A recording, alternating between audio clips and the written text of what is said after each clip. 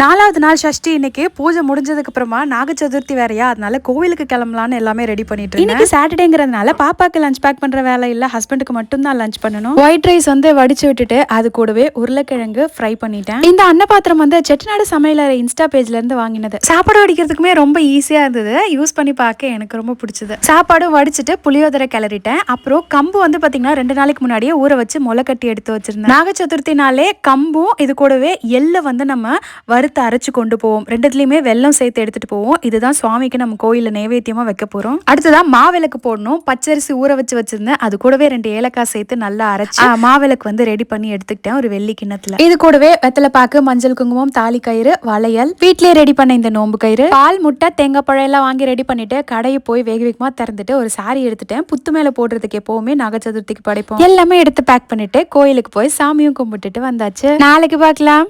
பாய்.